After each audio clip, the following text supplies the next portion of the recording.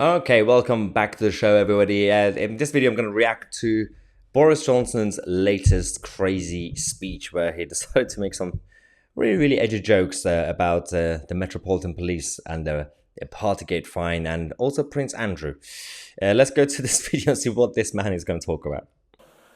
But we in the UK have certainly had our own problems with terrorists in the past. And I'm proud to say now that London is one of the safest big cities in the world. Indeed, the Metropolitan Police are so impartial that they once arrested Prince Andrew himself, the son of our late Queen, when they saw him loitering in the shrubbery of Buckingham Palace.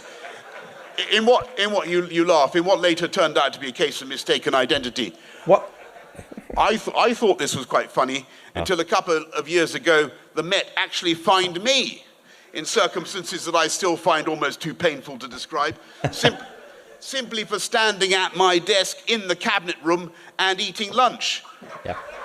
And for followers of British politics, I want you to know that the fabled birthday cake, about which the BBC and the rest of the media fulminated for well over a year, remained unseen by me throughout that 20 minutes in its Tupperware box, later to be discovered and consumed by my private secretaries. And look, whatever you may say about that unhappy episode, look on the bright side. Can you imagine the Moscow police arresting Vladimir Putin for having lunch at his desk for 20 minutes? Can you imagine the Chinese police doing the same thing? Yes, doing the same thing to Xi Jinping? Whatever else it shows, that decision, which may have seemed to me to be bizarre, it shows to me that the law is enforced in my country without fear and without favor.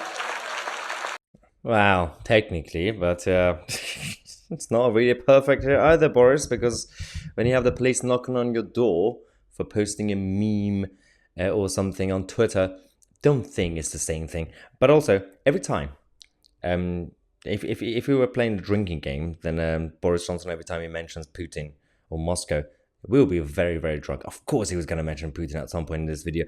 This takes us to the main conversation, the main point of the video. One, if only Boris was a better politician, in a sense that if only he had better values, if he was slightly more nationalist and more conservative, we will be in a much better place right now. If only he would have decided to stick to his own promises and everything else he said on a populist level at the time during his election campaigns, we will be in a better place. The sad reality is, he is still relatively charismatic. He's got this aura about him. And we don't have many politicians, in this country that have the same qualities. And the one that has these qualities is this wet lettuce. That's the problem we have. It's just sad that he completely failed what could have been a great legacy and achievement. And then people could have been paid him massive tributes. But no, of course he didn't. He is the reason he came down. He brought down himself. Of course we can blame on the media witch hunt and everything else, but he could have been a better leader. But the whole issue is that right now, where are we in the country? What are we going to do now that even Boris failed, despite all the empty promises?